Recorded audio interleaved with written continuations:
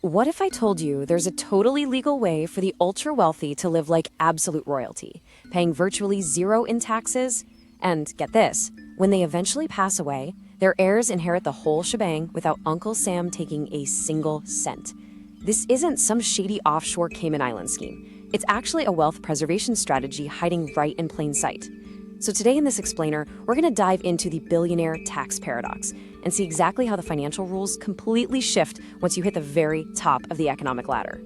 To really wrap our heads around this, we first need to look at how different types of money are treated by the system. For, well, the vast majority of us, wealth is built through good old-fashioned earned income, right?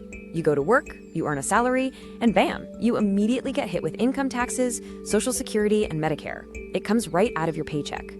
But for the ultra-wealthy, the system operates on a completely different axis. Their wealth is tied up in what we call unrealized asset gains.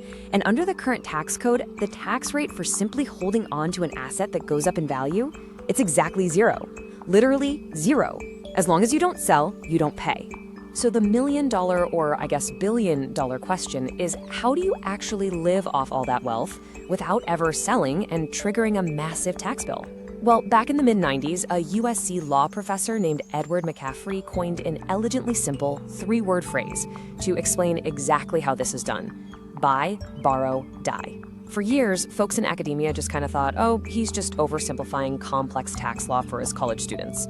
But then in 2021, leaked IRS data actually proved that this exact framework is precisely how massive multi-generational fortunes are maintained. Let's break down how the gears of this engine actually turn. Phase 1, buy. Okay, so the foundation of this whole system is not, and I repeat, is not, buying assets that pay out high monthly dividends or regular rental income. Why? Because those payouts trigger immediate tax bills every single year. Instead, the entire focus here is on pure tax-deferred appreciation. We're talking about things like growth stocks, private equity, fine art, and very specific types of real estate. The primary goal here is to acquire assets that just sit there and quietly grow in the background for decades. Because remember our golden rule? As long as those assets appreciate without being sold, the IRS basically has to sit on the sidelines, completely unable to collect a single dollar. Phase 2, borrow. But wait a minute, you can't exactly buy groceries or, a private jet with a stack of stock certificates, right? So how do they get the cash? Well, this brings us to one of the absolute most powerful tools in modern finance, the securities-based line of credit. Once you have a massive portfolio of appreciating assets, banks are absolutely thrilled to let you use those assets as collateral to secure a loan. You literally don't have to sell a single share. And here's the absolute magic rule of the US tax code. Borrowed money is not considered taxable income. So if you borrow $1 million against your portfolio, that money drops right into your checking account, 100% tax-free. The contrast here is just staggering when you really look at it. If an investor decides to sell a chunk of their assets to fund their lavish lifestyle, they instantly trigger a taxable event. That means federal and probably state capital gains taxes are going to come in and take a massive bite right out of their money.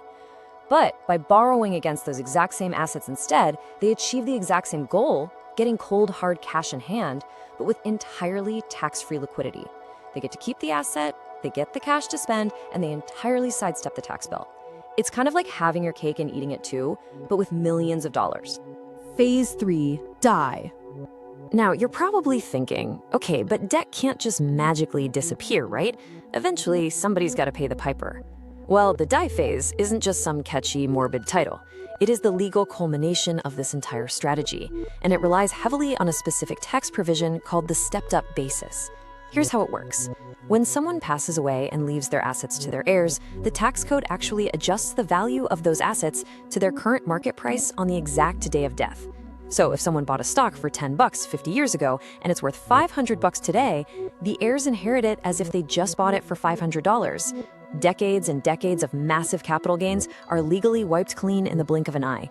Poof, gone. The strategy in action. Let's make this a bit more concrete. To truly grasp the sheer power of this framework, we really need to see the math play out over a lifetime. So let's look at a practical case study. Let's meet Maria. Let's say Maria built a $1 million portfolio that, over 10 years of solid compound growth, turns into $2 million. If she just sold those assets the traditional way to access her $1 million in profit, between federal and state capital gains taxes, she'd owe roughly $250,000 to the government. Just think about that. That is $250,000 gone forever, just for the privilege of accessing her own hard-earned wealth. But instead of selling, Maria gets smart. She goes to her bank and takes out a $1.4 million line of credit against her portfolio. Let's assume an interest rate of 6.5%. Maria's going to pay about $91,000 a year in interest. Sounds like a lot, right? But hold on. Her $2 million portfolio is still fully invested. If it grows at a historical average of, say, 8%, it generates $160,000 in new value that exact same year. The portfolio's growth completely outpaces the cost of the loan. So Maria is essentially netting $69,000 annually in growth while simultaneously holding $1.4 million in tax-free cash to go live her best life. And this elegantly simple math, it compounds over a lifetime. Let's map it out. At year 0, Maria starts with her $1 million. By year 10, it's doubled to $2 million, and she starts living lavishly off those borrowed funds. She just periodically refinances the debt as her portfolio swells. Fast forward to year 30, and through the uninterrupted, snowballing power of compound growth, her underlying portfolio has reached a staggering $8 million. She has lived beautifully off borrowed cash for decades, all while her actual wealth continued to aggressively multiply in the background. Then comes the final, crucial step. When Maria eventually passes away, her heirs inherit that massive $8 million portfolio. And because of that stepped-up basis rule we talked about earlier, all those accumulated capital gains just vanish.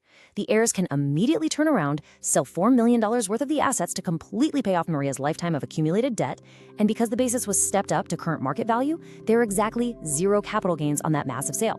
The debt is totally cleared, and the heirs walk away with a clean $4 million inheritance. The total tax bill for this entire multi-generational financial masterclass? Exactly 0. The systemic market impact.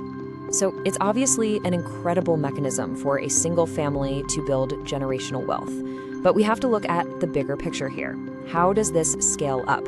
Well, the financial industry is perfectly engineered to reward scale. Securities-based lending is a massive, highly standardized industry at the highest echelons of banking. And guess what? The terms get way better the wealthier you are. An individual with a $5 million portfolio might get a pretty decent interest rate, sure. But someone with a $50 million portfolio, they can negotiate borrowing rates that are significantly lower, sometimes a full 2 percentage points lower. The larger your pool of assets, the cheaper the debt becomes, which just violently accelerates your mathematical advantage. And it's not just your standard blue-chip stocks and bonds anymore. The types of collateral accepted by these major financial institutions have expanded dramatically over the years. The ultra-wealthy can now secure low-interest, tax-free loans against their private equity holdings, hedge fund shares, real estate investment trusts, and even fine art collections. Basically, the financial sector has custom-built a lending mechanism for virtually every single type of asset that incredibly wealthy individuals prefer to own. Which brings us to a really fascinating macroeconomic realization. See, traditional investment theory is basically built on the assumption that eventually investors are going to sell their assets to realize their profits, right? To take the money and run. But if this strategy means the largest holders of appreciating assets literally never plan to sell them, ever, what does that actually do to the broader market dynamics for the rest of us? Well, financial analysts point out that it creates the strange phenomenon known as artificial scarcity. Think about it. When a massive portion of the world's most valuable assets are permanently locked away in these mega portfolios that are only ever going to be borrowed against, the actual available supply of those assets shrinks.